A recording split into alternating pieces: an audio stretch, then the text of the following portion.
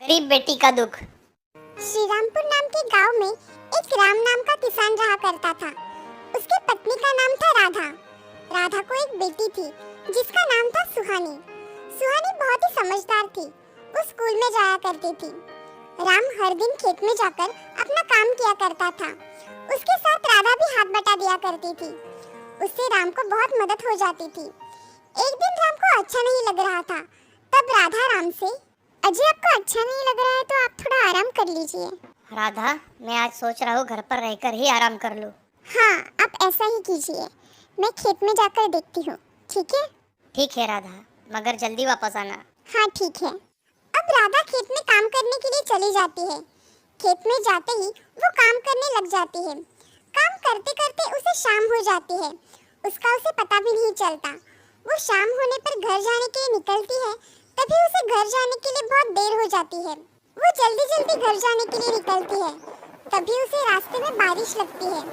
बारिश की वजह से राधा एक पेड़ के सहारे खड़ी रहती है।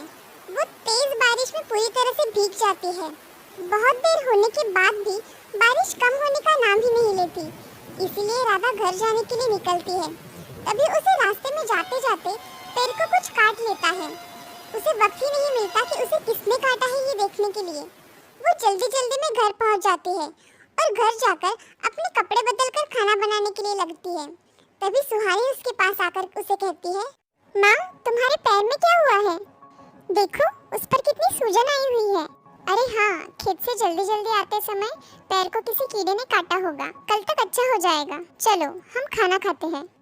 राधा खाना लेकर आती है और सभी खाना खाने बैठ जाते हैं। तभी राम राधा से, राधा, खेत में जाती हो तो थोड़ा जल्दी आया करो। आज देखो देर हो जाने की वजह से बारिश में भीग गई ना। हाँ जी, कल से घर जल्दी आऊंगी। ऐसा बोलकर वो सब खाना खा लेते हैं और खाना खाकर सभी सो जाते हैं।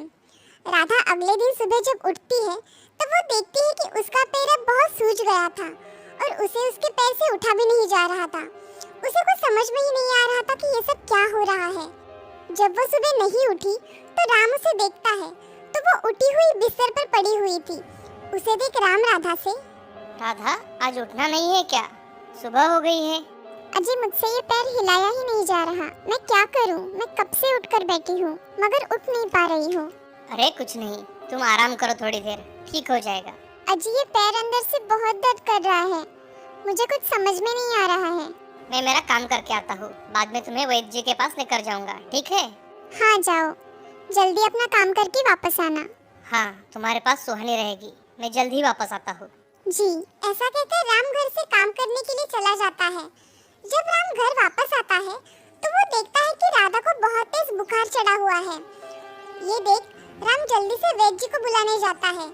तभी वैद्य जी से राम, वैद्य जी, मेरी पत्नी राधा को बहुत तेज बुखार है और कल उसके पैरों को कुछ काटा भी था। उसके वजह से उसके पैर में सूजन भी आ गई है। आप जल्दी चलिए वैद्य जी, मुझे बहुत चिंता लग रही है। ठीक है राम, चलो मैं आता हूँ। मुझे देखने के बाद ही पता चलेगा कि उसे क्या हुआ है। ठीक है वैद्य जी, आप जल्दी चलिए। चलो राम। ऐसा कहकर राम के साथ वैद्य जी चलने लगते हैं। वो जल्दी ही राम के घर पहुंच जाते हैं। घर में राधा बुखार से फनफना रही थी। उसका तेज बुखार देख वैद्य जी चिंता में डूब गए।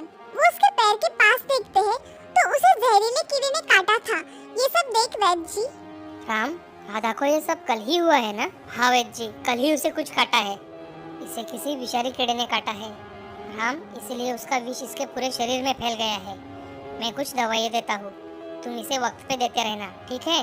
मैं शाम को आकर देखता हूँ कि इसकी तबीयत में सुधार है या नहीं। जी वैद्य जी, ये दवाई खाना खाने के बाद ही देनी है ना? और ध्यान रहे उसको उठने मत देना, नहीं तो ज्यादा तकलीफ होगी। जी वैद्य जी। ऐसा कहकर वैद्य जी वहाँ से चले जाते हैं। राम राधा को खाना खिलाकर उसे दवाइयाँ देता है। ये सब देख राधा राम से, अजी मेरी वजह से आपको ये सब करना पड़ रहा है ना? मुझे नहीं लगता मैं अब ज्यादा देर तक जिंदा रह पाऊंगी। अरे राधा, तुम कुछ भी बोलती हो। तुम्हें पता भी है तुम क्या बोल रही हो? मैं तुम्हारे बिना कैसे जी पाऊंगा बताओ? और हमारी फुलसी बच्ची का क्या होगा?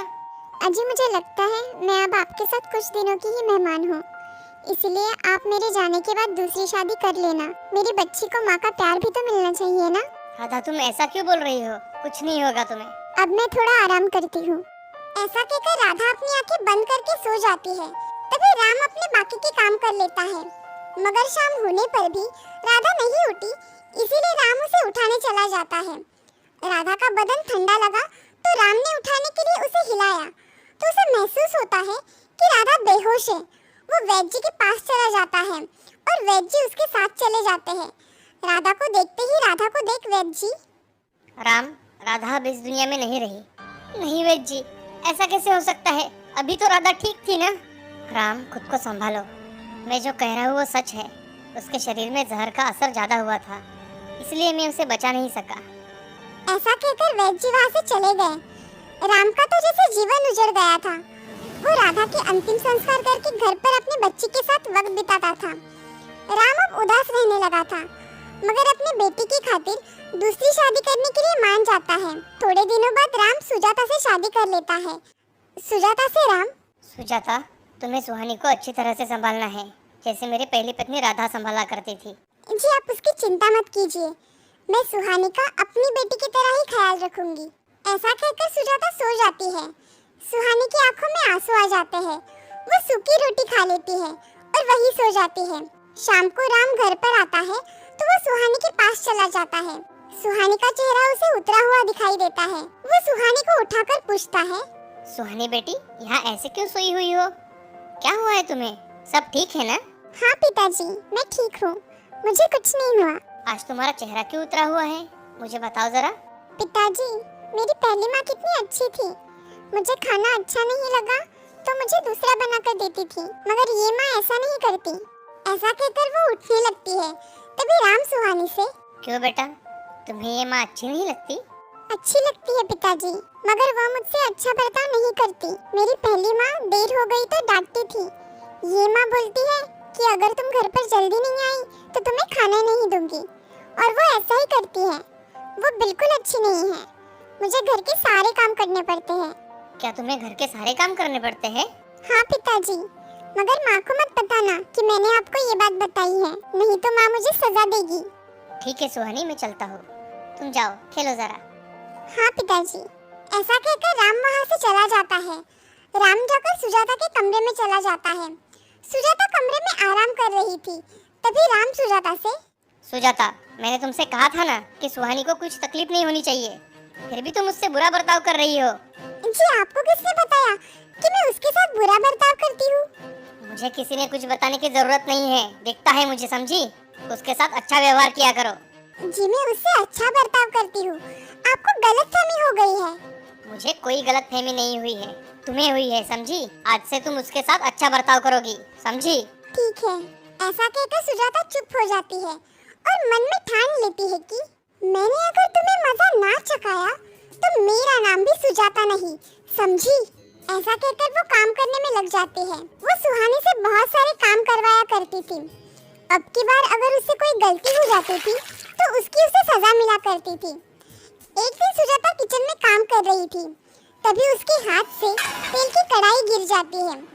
सुजाता सुहानी की ओर देखती है तो सुहानी के पैर पर तेल पड़ा था। वो रो रही थी, उसके पैर पर बहुत बड़े छाले पड़े थे। तभी सुजाता सुहानी से, अरे इतना रोने की क्या बात है, थोड़ा ही तो तेल गिरा है, ज्यादा नाटक मत करो। माँ बहुत जल रहा है, आग हो रही है पैर में, जाओ जाकर पानी डालो उस पर, समझी? सुहानी लंगड़ाते हुए वहाँ से चली जाती है, मगर इधर सुजाता खुश थी। उसकी वजह से सुहानी को दर्द हुआ था। अब सुहानी पैर को लेकर रोती है और एक जगह बैठकर सो जाती है। तभी शाम के समय उसके पिताजी आते हैं। वो देखते हैं कि सुहानी के पैर में तो छाले पड़े हुए हैं। वो सुहानी को उठाते हैं और, अरे सुहानी बेटा, ये तुम्हारे पैर को क्या हुआ है? कुछ नहीं पिताजी, मुझसे गलती से हो गया, माँ की इसमें कोई गलती नहीं है। राम मन ही मन सोचता है, ये सब सुजाता नहीं किया होगा, तभी तो सुहानी डर के मारे कुछ नहीं बता रही मुझे। कुछ करना पड़ेगा, ऐसा ही चलता रहा तो सुहानी के जान पर भी बीत सकती है। कुछ सोच सुजाता को बाहर बुलाता है। तभी सुहानी चौंक कर राम की ओर देखती है। तभी राम, सुजाता जल्दी बाहर आओ। जी आपने बुलाया, क्या हुआ है? इसके पैर को क्या हुआ है? तुम घर में होते हुए तुम्हें कुछ पता नहीं? सुजाता अब बहुत डर जाती है और मन में सोचती है, इस सुहानी ने कुछ बताया तो नहीं होगा, नहीं तो आज मेरी कुछ खैर नहीं है, मुझे आज सच बोलना ही पड़ेगा। अजी मेरे हाथ से गरम तेल की कढ़ाई गिर गई थी और सुहानी तभी वहाँ ही थी। उसके पैर पर जाके गिरी। इसमें मैंने कुछ जानबूझकर नहीं किया, गलती से हो गया। सच कह रही हो? अगर ये झूठ निकला ना तो तुम्हें मैं हमेशा के लिए तुम्हारे मायके भेज दूंगा, समझी? सुजाता ये सब सुन बहुत डर जाती है और उसे महसूस होता है कि वो कितनी गलत थी। और सुजाता कहती है, मैं अंधी हो गई थी, मैंने अपनी ही बेटी को ठेस पहुंचाई। मैं अब से ऐसा कुछ नहीं करूंगी, मेरा यकीन करो। ये आखिरी मौका है तुम्हारा सुजाता। अगली बार अगर ऐसा कुछ हुआ ना तो मैं तुम्हें माफ नहीं करूंगा और मेरी बेटी की खुशी ही मेरे लिए सब कुछ है। मेरे बुरे बर्ताव के लिए मुझे माफ कर दीजिए। सुहानी अब उसके पास आकर बोलती है कि माँ, तुम माफी मत मांगो, तुम तो मेरी माँ हो ना, मेरी अच्छी माँ। ये सब सुन सुजाता की आंखें भर आती है। वो सुहानी को गले लगा लेती है। अब राम भी ये सब देख बहुत खुश हो जाता है। अब वो तीनों खुशी खुशी एक साथ रहने लगते हैं। इस कहानी से हमें ये सीख मिलती है कि जिंदगी में हमेशा अच्छे कर्म करते रहना चाहिए, कभी भी बुरे कर्म नहीं करने चाहिए, किसी के साथ भी बुरा बर्ताव नहीं करना चाहिए।